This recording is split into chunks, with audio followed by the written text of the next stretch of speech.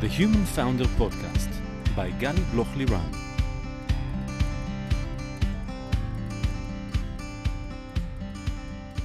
Hi, I'm Gali Bloch-Liran and welcome to The Human Founder, the podcast where we speak about the mental aspects of the entrepreneurial journey.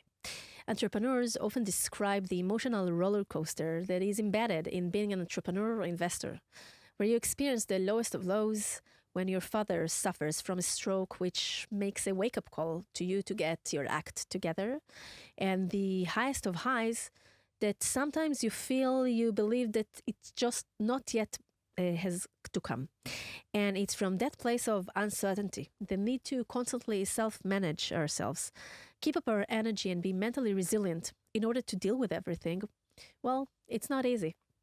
In each episode, I will be talking to entrepreneurs, investors, psychologists, being their sounding board, with the goal of creating a space for this less spoken about layer, which is the mental aspect accompanying the entrepreneurial journey. I will also share tips and tricks to help boost your focus, clarity, and mental resilience. Today, I have the pleasure of speaking with Eliav Alaluf. Hey, Eliav, and it's really, really great to have you here with me. Thank you for having me. So, for those who are not familiar with you, although you write in so many places about so much interesting stuff, let me introduce you. Eliav, you're a master storyteller, creating marketing strategies, and a keynote speaker who believes we're not a story, we're just the storytellers. Your lecture, Buying Brain, Selling Brain, is an interactive, fun, and insightful way to learn about how we make decisions differently in different contexts. You work with over 100 brands and companies in Israel and abroad. Previously, you owned 2 marketing agencies, were a partner in a venture capital firm, a financial journalist, and worked 8 years in leading marketing roles in various tech companies. So thanks again for coming, and I'm sure that this conversation is going to be super interesting and eye-opening for many people who think they understand how everything works. Let's make it so. Let's make it so. So when we spoke earlier about like the one sentence that I like to change about the highest of highs and lowest of lows, something touched me when I asked you about the lowest of lows, that you said that the best has yet to come. And I asked you actually, because Eliav, you did so many things during your life journey, and you published several books, and you're a successful author, and you established several ventures. And this statement that the best is yet to come, it's like you're not appreciating the things that happen, or they're not good enough. How do you feel about it? Well, I first of all, I do appreciate what I have so far, what I've achieved, but I think that my best projects are ahead of me, and I'm really excited about what's going to come forward. I know that I can do so much more because I believe in continuous learning, and the more you know, the more you can give, and that I think is the point. Is living is about giving, and the more you can give, the more you can feel valuable to others. And I think that meaning comes from other people. Mm-hmm. So meaning doesn't come from what you have or what you receive. Meaning comes from what you give to others. Mm-hmm.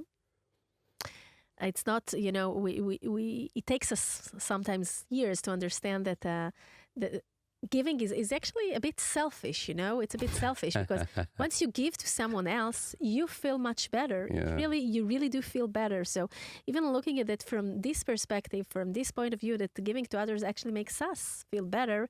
It's really a wonderful thing to understand. But tell me, you told me that you had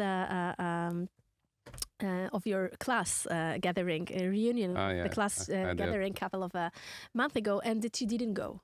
Why so? No, I didn't go. I didn't go because I didn't feel that I was good enough. It's like I wanted to be in a totally different place. It was not recently. It was maybe more than 10 years ago. Ah, okay. But it was the same narrative. Yeah, I still felt that I'm not good enough. I'm not. It's not where I want to be. And I have very high hopes for myself. What was missing there when there was this moment of invitation and you consider whether to go or not? What were the thoughts that you had in mind? It's like when the person that called me, she asked me, she said, you should come. It's going to be fun. I said, no, I'm not. It's not. Like the thought that came to my mind was that the person I was as a 17 or 18-year-old would not consider who I am now a success. Mm-hmm. I felt, I'm very happy with myself today, but that person, 18-year-old Eliav, was not happy with me. Mm-hmm. Sometimes we travel in time with our personality and persona, and we go to the past, we go to the future, we look at the present, and it actually shows some gaps, and it makes us think several things, but it also gives us the ability to appreciate what we do have and the wins that we can celebrate about the things that happens. And it's also another question that you just mentioned is, how do we need others to see our success? How do we define ourselves, our success, through the eyes of the others? So let's talk about it for a second, because defining success, what is success, right? We can ask this question. What is success? I think it means different things in different contexts, and it also it's different from different people. Mm-hmm. But it's also you could feel successful and unsuccessful at the same time. Mm-hmm. Like I have a friend who sold his startup, and a few months later, his bank account contains $60 million. Mm-hmm. Before that, he didn't have any money. He had a mortgage, and he had he had an overdraft, and suddenly he has a lot of money. Mm-hmm. And now he can buy anything that he wants. But at the same time, he goes out and rushes to establish another startup. Why? Because he feels that other people feel that he was lucky, and it was not due to his skill. So he has to have another win to prove his point. The funny thing was, nobody told him that. Nobody said that, but he still felt this way. So it's normal. It's normal to feel this way, and it's okay. I'm not being judgmental. Just pointing out. It's a beautiful story that you shared, and I want to emphasize several things that comes out from it. First of all, I also know I'm familiar with several stories like that, and it's sometimes this gap between our internal experience and the external experience. How other people see us, and how do we see ourselves? Disparity, yeah. Exactly, and there are several things here. First of all is the money. How money defines us, right? I didn't have money. I also went bankrupt. I had overdraft, and all of a sudden I have this huge amount of money. And does this change who I am, the way I act, the way I behave? Yes, but also how do I keep myself the who I want to be within this situation? This is one aspect that is very, very, that has a lot of mental aspects within this vertical. And the other thing is, like I said, his constant need to prove himself to others. Like, I just did an exit or an IPO, doesn't matter what's the story, and I need to do it again. I mean, I work like crazy for 7, 8, 9 years, even 5 years. I can't rest. Do I need to do it again? What do I need to prove? Why do I need to prove myself? When will this muscle will ever be, or this thought will ever be fulfilled and quiet? Yeah. You want to say something? Yeah, it's about culture. Like, for example, in Europe, if somebody has an exit, he moves to Monaco, and lives on a yacht or something. In Israel, in the US, similar culture for entrepreneurs. We go and build another startup because this is how we live and this is what we want, etc. We don't do it for the leisure. We do it for the achievements and for the thrill of the chase. So I agree with the mental note. I mean, I think it's a culture, but it's also, like we say, in nature, nurture. So some of it is the external culture that we live here, we're a very competitive company, very achievable company, the army, etc., etc. But it's also some of our personality traits, the inner performance that we have, the need to achieve, the need to do the next thing, the fact that we're never happy enough. Not everyone, some of us. So all of this together actually makes this friend that you mentioned as a prototype, because there are many friends like this. They need to do it over and over again. And the question is, when will you, these founders, when will you feel that it's enough, that you've achieved where you want to be? Because at the end, what do we want to do more? We want to be with our families, maybe with our friends, maybe in Monaco or someplace nice to read good books. But will we ever get there? I think people get there, yes, but it takes time. It takes time to getting used to the new you. I think that there's a wonderful line in a song by a rapper called Problem. He's like one of the proteges of Snoop Dogg. Okay. And he is one of his songs. He says, if the money didn't change you, it means you don't have enough. Yeah. So, and I think it's very true because when this particular friend he came into money, he wanted to go on vacation. And he says, "Oh, let's go to Switzerland to have some ski." And our other friend, all of his friends, other people, we didn't have the money. We said, "Well, okay, it's you want to go to a luxurious place. It's 10,000 but euro his friends can't come per person." So his friends can. He says, "Well, you can pay whatever you want. I'll cover the rest. And my treat." And we all said no, we're not going. We can't. You can't pay for us. It's not. And what it creates? It creates a gap, and eventually people lose.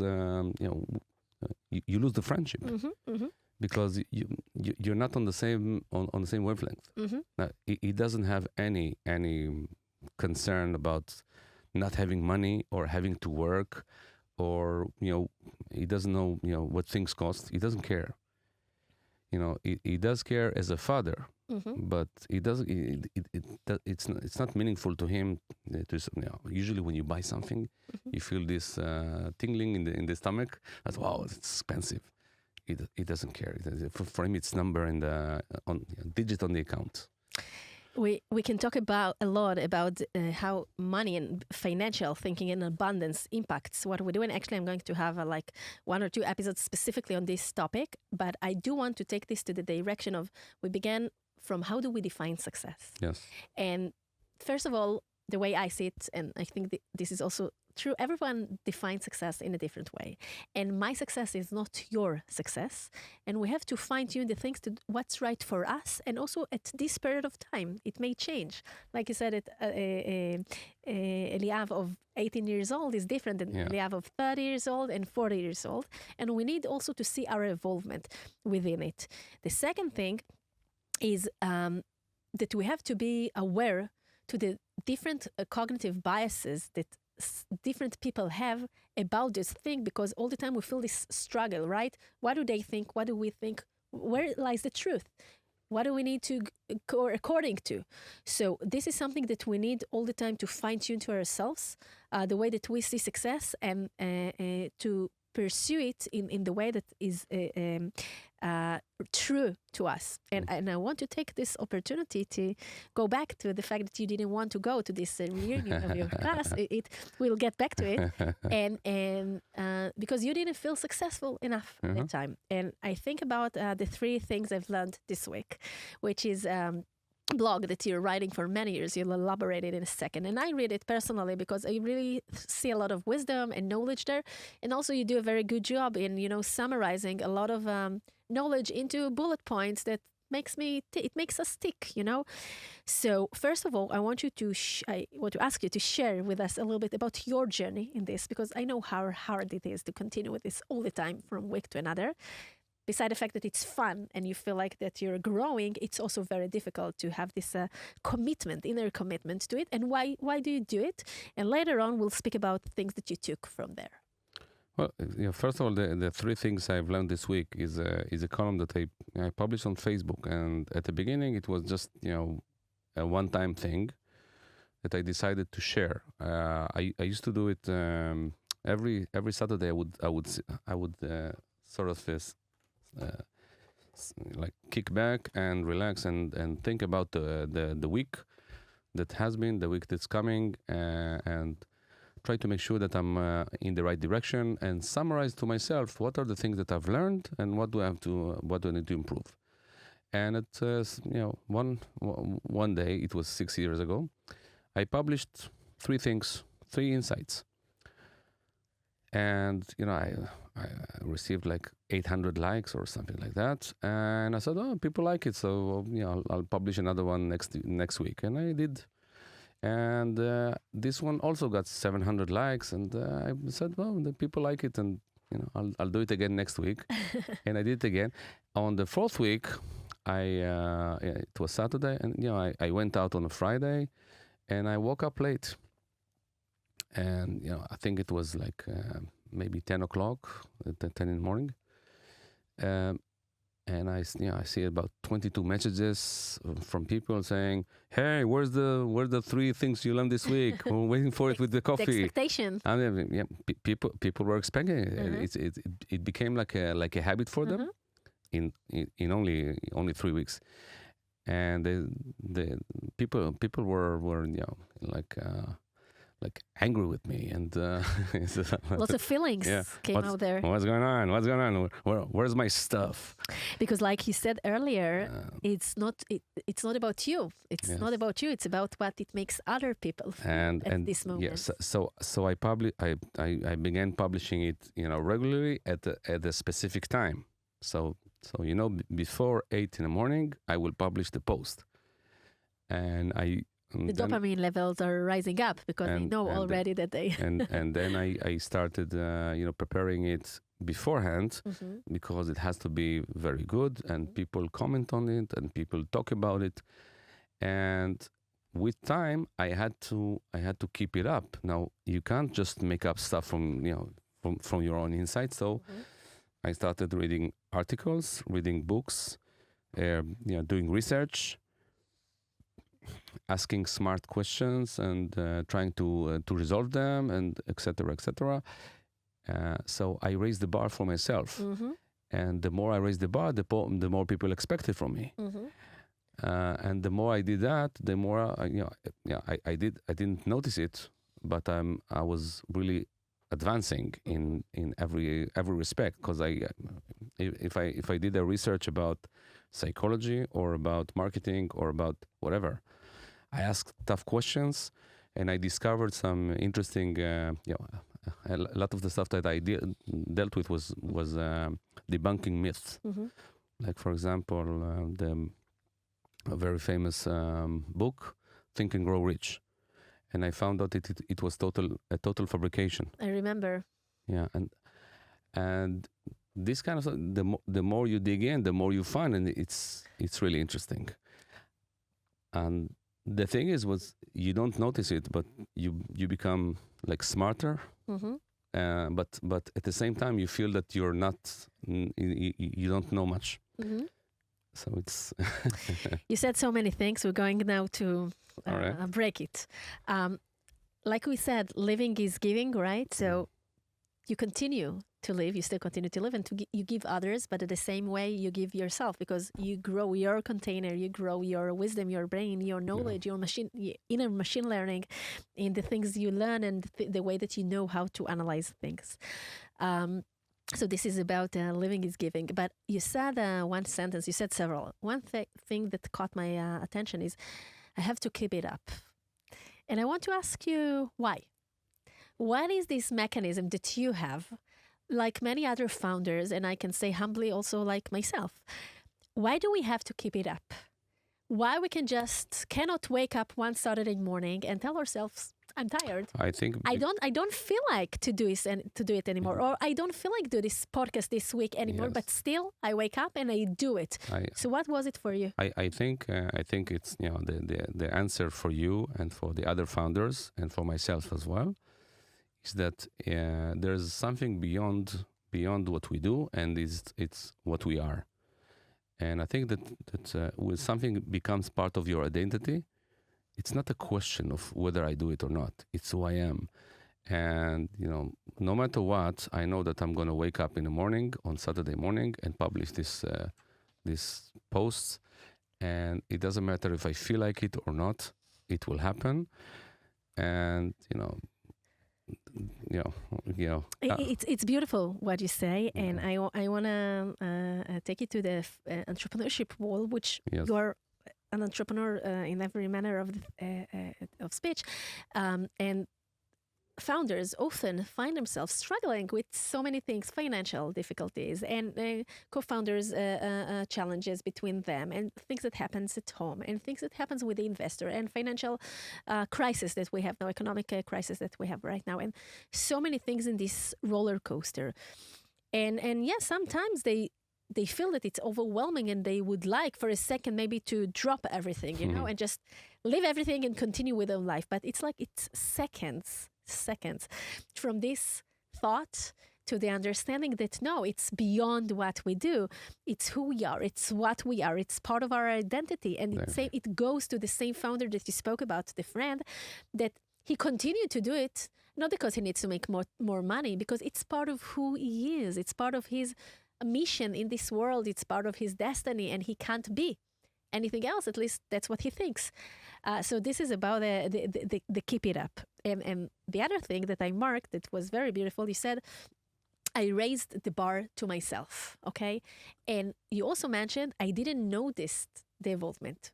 I want to share a small story. I'm not sure if I already shared it in the podcast or not, but if yes, never mind. I'm not sure that everyone listened. When I was in the army and I was an officer, and I remember I finished officer course, and my brother brought me the book Badulina of Gabi Nitzan, and he wrote me in the opening to the hitchhiker of all the mountains, to those who climb the mountains, the next top is waiting for you. Okay, this is how I'm translating it. This is how it wrote, and I thought it's amazing.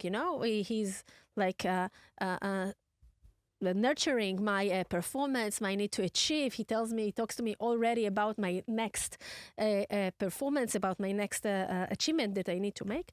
And only years after, when I grew up a little bit and dive deeper a little bit, I understood how it was some of my drive, but also some of my curse, because I always needed, the next thing, to climb the next thing.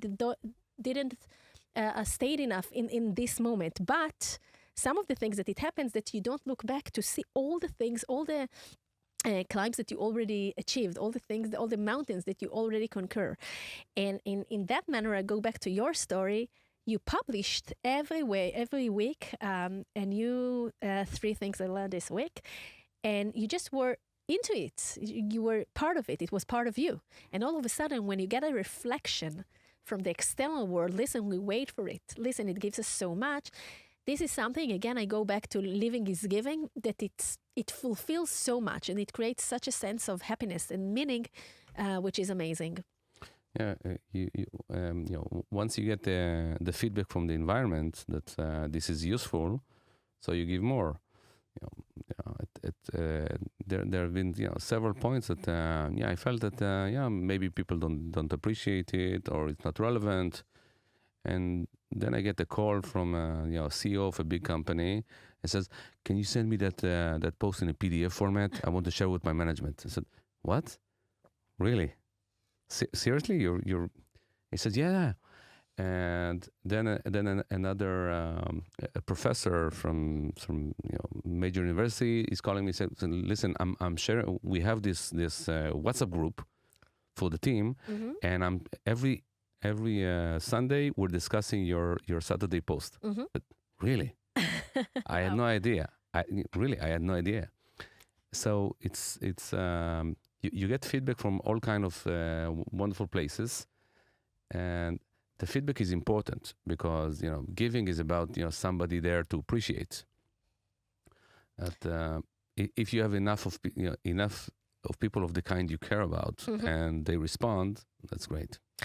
I want to take it to a few places. First of all, the feedback is really growing us and help us improve. And it also creates business opportunities. And I want to expand it for a second. Startup founders, CEO, CTO, CPOs, doesn't matter which persona you are now, which position, you have the brand of the startup or the business. It goes also to other businesses, not just startups. You have the business the brand of the business to serve and to grow.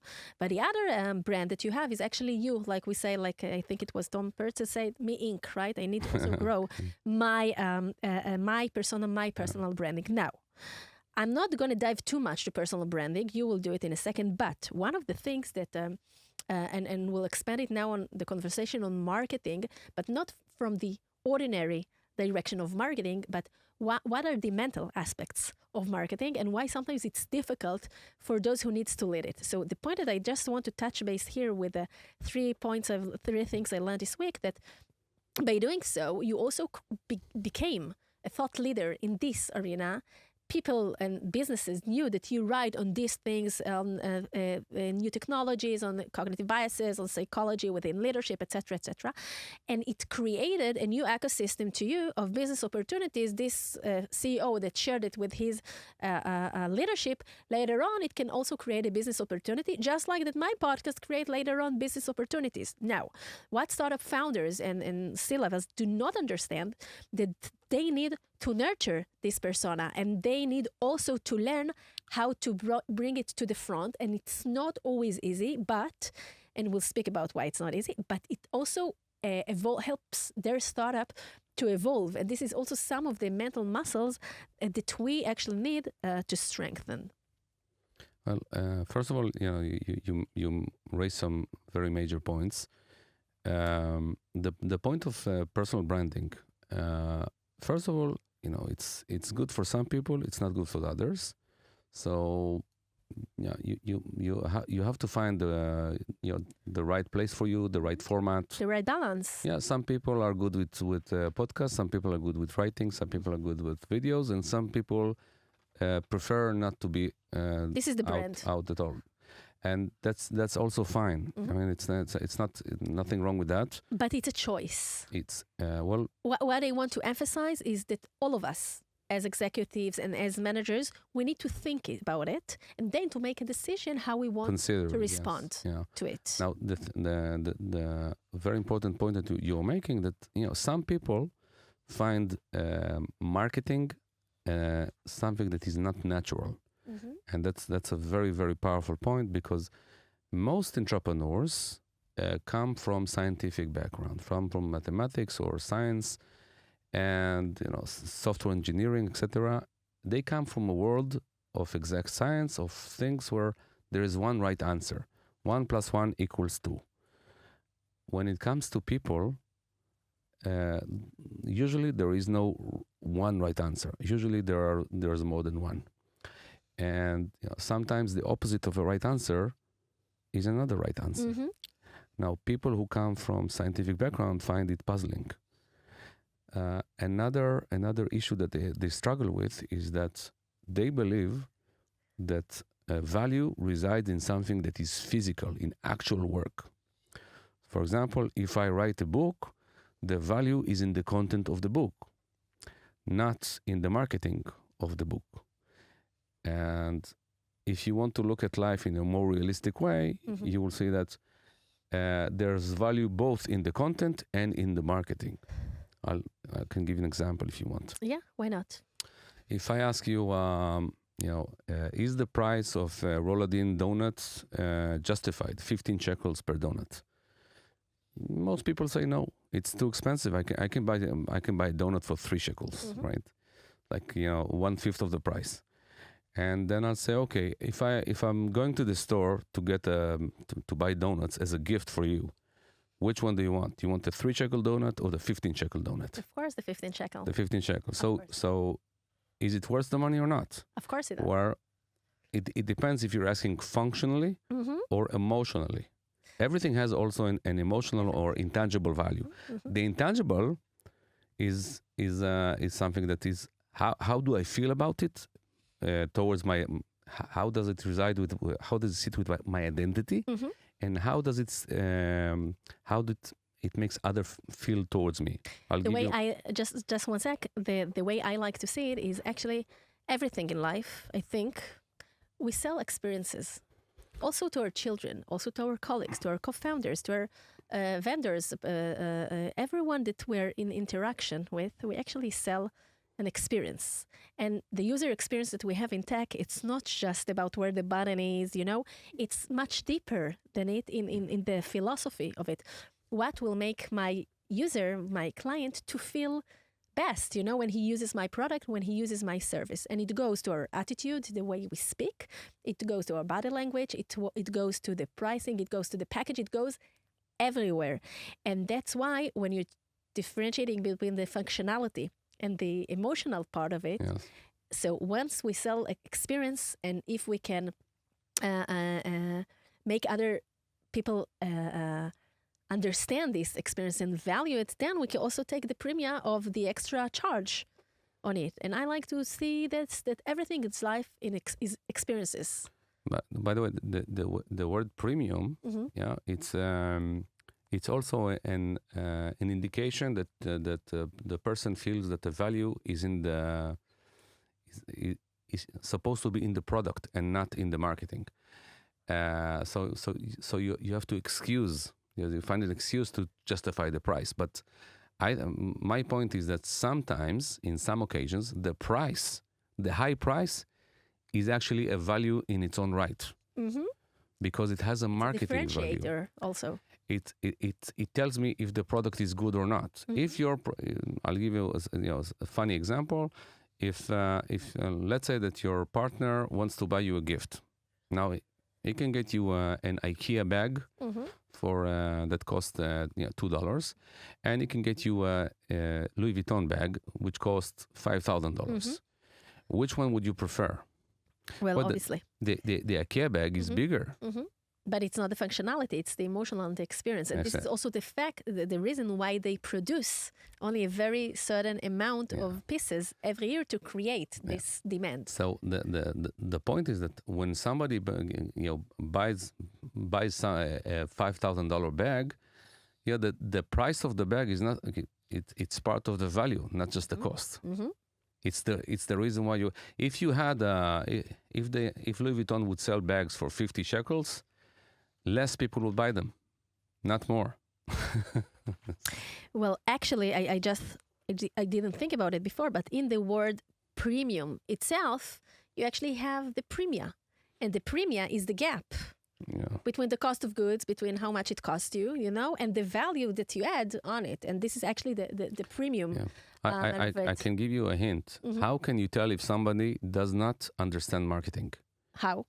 They use they use the term value add.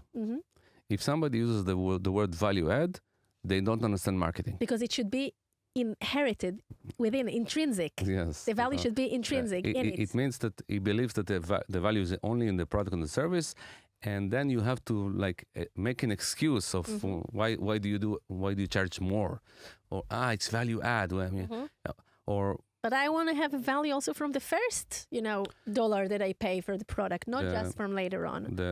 The point is that if I have marketing in the value, if marketing has value, it doesn't mean that the product doesn't have value either. But you have to have both.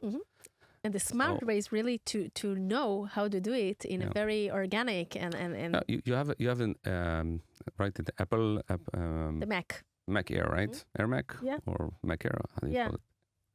So if you open it up, with a screwdriver, you can see that also on the inside, it's a beautiful machine. Now, why did they make it beautiful on the inside as well? Exactly what you said. It's not just the marketing, it's the value of everything from the very base. Now, and the thing is, because they did it beautiful on the inside, their employees, everybody knows that they must make everything beautiful.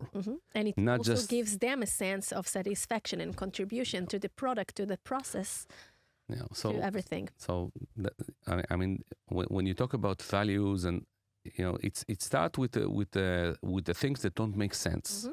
Now, if everything was solved with logic, everybody would be a billionaire, right?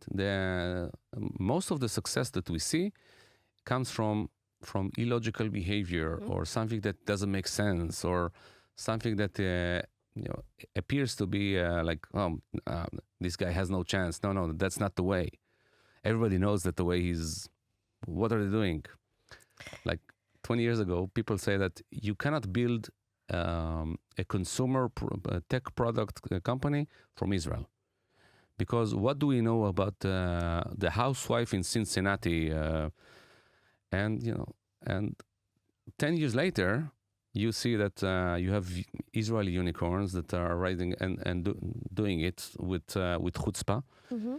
And the point is that people who live in San Francisco don't know the Cincinnati housewife either. They live in San Francisco, and yet they manage, right? So why can't we? I want to emphasize something that you said, and I really liked. We spoke about value, like usually value in money, in financial aspects, okay? The value of the product, the value of the service. And we speak about values, like our core values, inner values, both personal values or the organization values. And I think that the example that you gave about Apple, about the Mac, was a beautiful one, because the more our inner values as a company, as an organization, will go deeper into our product, into the way we think, into the way we behave, we also raise the value of the product, because I'm not sure what are Apple values, but let's say it's something in the area of cutting edge technologies, perfectionism, design first, things like that, okay? Or in this area. So when they implement those values to the product from the manufacturing level, about the what we said earlier about the way if we open it, what we see inside, that also enables them later on to sell it in a much higher price, because they went with their guidelines of their values. And I always say to startups and businesses I work with that it all begins there. And this is a beautiful example of how we implement those values, instead just being written on the wall, but actually de facto to the product itself. Yeah, I agree. Usually, most startups, how they approach values is they do they tell you, what we want to be. Mm-hmm. Yeah, we want to be innovative. Mm-hmm. We want to be professional, as opposed to whom? Everybody says the same. If I go to your mission statement and hide the name of the company, and then ask your people, which of 10 companies is this referring to, they wouldn't know. A value is something that you're willing to pay for, even if you make less. You're willing to lose something in order to keep it. Because it's stronger than you. It's bigger than you. Yeah. So if you're spending time on designing something that the customer can't see, that's something that is meaningful, because you're spending time on something that is seemingly invaluable, but it is valuable. It actually gave me personally a very beautiful reflection, just what you said now. So thank you for that. Okay. I want to continue this conversation about the mental aspects of marketing, and to take for a second the position of the thought leadership of the executive, whether it is the CEO, the CTO, chief product, etc. Some feel that it's like piece of cake for them, or not piece of cake, but more natural for them to take the stages and come to the front. And some may feel that it's like they live some kind of split, or they have to act out, or they have to fake it till they make it, right? So from your point of view of working with hundreds of brands and working with hundreds of executives about their thought leadership and the way that they bring themselves out, what will be the main 3 to 4 top tips that you could give them in order to balance this feeling and to flourish in it? First of all, I work a lot with executives. Usually, they hire me to help them to share their story. Usually, they try to present a facade, something that is not true, because they believe that that's what other people wants to see. And this is something that is not true, and part of my role is to change their mindset about it. Is to show them that nobody wants to see them perfect. They want to see, what they can give, and this is the other point. People call it authenticity, but it's not to be fully open, but to share a strategic. I call it strategic defects. Mm-hmm. Strategic defect meaning something that I interpret in a good way. For example, if I tell you that somebody is funny, how do they look? You usually think of somebody ugly. And if I tell you, okay, there's this guy, he's a bit snobbish. How does he look? You imagine somebody looking good. So this is a strategic defect. When I say something about positive, usually infer it in a negative way, and if I say something negative, bias, and you make him think or her think this. So if I want you to think that somebody is stupid, I would say, okay, he's got a six-pack, right? He's muscular, and you automatically think that they're stupid. It's it's not. You cannot fight it, right? It's the first thing that comes to mind. Mm-hmm. Now, so the first thing is to share, to share stuff, but not to be perfect, but to use a strategic flaw. This is another important thing is to focus on what you give, not on what you get. Usually, people who struggle are people who give grade to themselves. When they say, I wasn't that good. This is not good. This is not perfect. I'm afraid of criticism. And I can tell you something. No matter how perfect you are, somebody will have a negative thing to say about you. And no matter what I did or where I've been, no matter how good I was, somebody said a negative thing. I once gave it as an example in a lecture, and I said, no matter what you do, people will say bad things, even if you're Nelson Mandela. Mm-hmm. And his opponents. And somebody said, yeah, Nelson Mandela was not that great. He was a terrorist and he killed children. And I said, and I told the crowd, okay, you see my point. You just made it happen. So the point here is, focus on the giving, not on what you receive. It's not about you, it's about them. Mm-hmm. Focus on what you give them. And if you focus about what you give others, and you will enjoy it much more, and you won't have to be perfect. Now, I'll give you an example. One of my customers, I can't name names, but of course. He's a CTO of a very large company, and he wanted to improve his chances of likelihood of attracting talent. And one of the important things for people who are talented, they have many choices, and they want to work with somebody who share the same values, Mm-hmm. not innovation and perfection, but real values. So we took some personal stories, Mm-hmm. and we shared them on LinkedIn. Obviously, I refine them and make them based on storytelling principles. It made the potential employees to get attached to him, to be more engaged, to feel that they are speaking in the same language. Exactly. Now, initially he was very skeptic. He said, nobody reads those posts on LinkedIn. I said, well, let's see. And we wrote five posts. We got in total 1.3 million. Wow. Impressive. Organic read, and people on interviews told them, listen, the reason I'm here is I read your story about that, and it was inspiring, and that's a beautiful example. And he managed to attract people who are very, very smart, and they were willing to work for less money. Mm-hmm.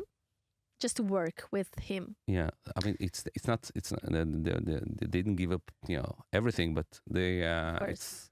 And it's also something that the criticizing or judgmental minds will say, or you're using those techniques in order to attract others, the same way that there are those voices about giving a donation or creating impact in a way to make your startup or company look better. But personally, and I think you'll agree with me, that's okay. I mean, we can bring ourselves. It's okay that it has also not solely, but also business agenda behind it. It's okay. This is the way the world works, and it's better to do things and to create a good impact through something that is sustainable and later on. I'll give you an example. If you're let's say that your son is sick and he needs to take a medicine, mm-hmm. and he refuses to take it. So what you do, you prepare a milkshake and you pour the medicine inside, and he drinks it. Is that a manipulation or influence? Mm-hmm. I think it's an influence, because you tricked him into do something that is good for them. Mm-hmm. If you trick me into do something that is bad for me, That's manipulation. Let's repeat on the last sentence because someone opened the door at 40. If I do something that is good for me, it's influence. If I trick somebody to do something bad for them, that's manipulation. Mm-hmm. So if I do something that's truly good and I believe in it, and I'm sharing it, even though it has some influence principles, and that's fine, as long as it's good. That's a great example. Give us like one more tip. You spoke about the strategic difficulties or flaws. You spoke about the influence versus manipulation, and to focus on what you give and not what Another you get. very important point is that you are not the story. You're the storyteller. It's not about you. Nobody cares about you. They only care about what you can give them. You're here to serve. So that means that if I'm telling a story, the only reason I want to hear your story is because it gives me something. It gives me some an idea, a way to think about things, a methodology, a message, some powerful principle. If you give me that, that's interesting. Like my personal story doesn't concern the listeners. What they're concerned about is what they can apply for it and use in their business and succeed more. Yeah, definitely. Any other thoughts about this direction? Like sometimes do you get to work with executives that are less extrovert and they're more introvert, and it's more difficult for them to make this leap? Most of the people I work with are introverts. Most of the people, they're not used to exposure. They're concerned about criticism. They don't have a public persona per se, and you have to. My job is to adapt the method, the stories, to their values. I mean, you have to be comfortable.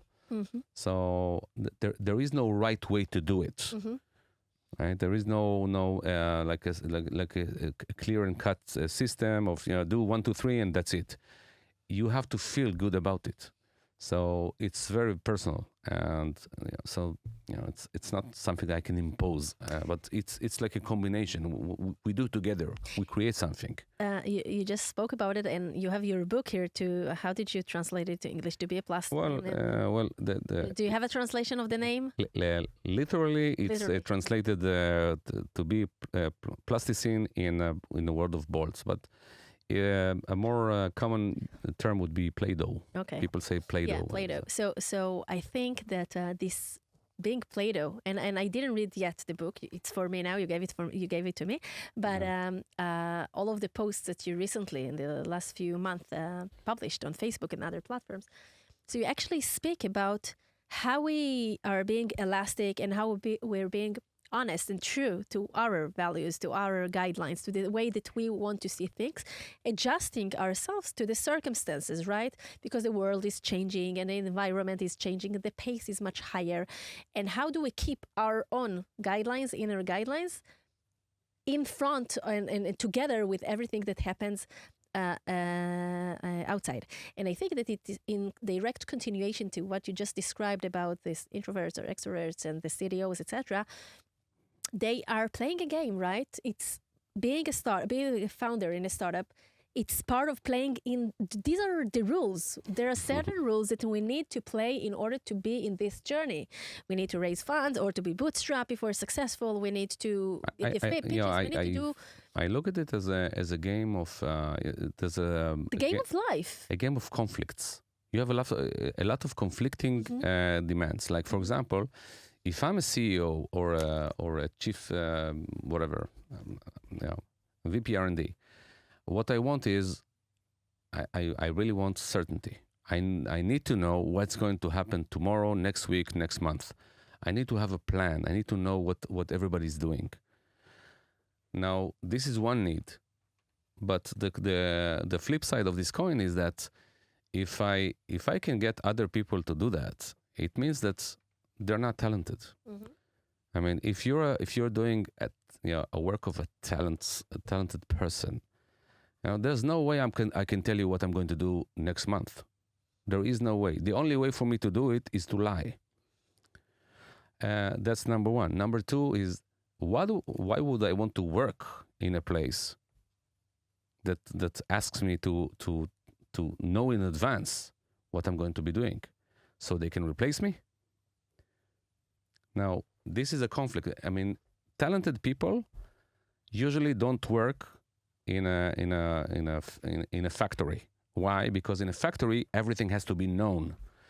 But in a high-tech firm, if you manage to get everything to be known, it's usually a very bad company, a very like old tech, like mid tech, not high tech, like a very advanced company. I feel like I need to a little bit yes, sweeten or like make it a bit softer the statement that you have, because we do know many talented people that work in big corporations, etc. I think that the way to look at it, on top of what you said, again, it goes back to values. And if within my values or my personal plan for now is, for example, to be more concentrated on my family or on other things that I have, or I want to write a book, etc., I need to balance my wills, my inner, values. How do I want everything to happen? And then it may be that one of my choices, and I know many people that made this choice, is to go now to work for a corporate and to do the best possible work that I can. It won't be mine. I won't create my thing, but I will try to create as much impact as I can, and I will be excellent because it was my choice to do it. So I wouldn't want to say that anyone that works for a corporate is not talented. I think that I'm not saying that. I'm the saying choice. that. It's I'm about saying the that choice. we're sitting at Google for startups. Yeah, Google has a reputation for being one of the leading companies in the world. They have a fantastic methodologies of hiring people. They pay very good salaries, and they give great opportunities for their employees to excel. They also suffer from one of the worst attrition rates in the industry. The average attrition rate for Google in the last 2 years is 13 months, meaning that most employees don't get to stay in Google for 1 year. And this should be very disturbing. I mean, Google gives you everything on paper. So why do people leave? Because they don't get everything. They get everything that you can measure. Mm-hmm. But what about the things you can't measure, like how I feel? And if somebody wants to control me and somebody wants to turn me into a factory worker, and that's very natural for big corporations, if you're really talented and you really want to express yourself in work, you would not stay there. The only reason for you to stay there is because something else is more important, like your family, and you want to get good money, and you want to you're willing to suffer this factory life with a nice plastic cover of high tech, and not to express yourself fully. So, of course, it's just an example. After all, we record here at Google, and it's not mentioned intentionally to Google. But I think it goes to the place that we need to make choices, and within it, we need to see what are priorities for right now. And of course, that when you work for a corporation, the biggest mission of the corporation is actually the corporation, and of course nowadays. Definitely, they are trying to do more, and to give a better space to the employees and to create different I'll give you an culture, example. If people really understand, if you're saying, okay, the people who work for big corporations, usually the people who stay for longer are people that have other things to care about, like their family, etc. Fantastic. Why don't you put it on the poster? Why do you say you want to hire the best people? You don't want to hire the best people. You want to hire people with families, people who so sell them the balance. I worked with a company. It's in the defense industry, and they were struggling to hire people. And at some point, they started looking for people with mortgages, because they thought people with mortgages won't quit.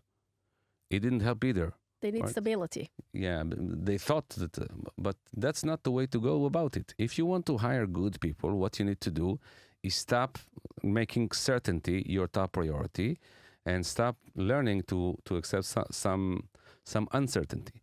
One of the companies I work with, they, for example, they don't do code review. So I said, well, what do you mean? How can you not do code review? So, well, I'm hiring very smart people so they can do their own code review. If they don't feel confident, they can ask others, no problem. But we don't force them to do it. So, but how can you trust them? What do you mean? You hire top people, you pay them a lot of money. How can you not trust them? You should trust them. You should be able to trust them.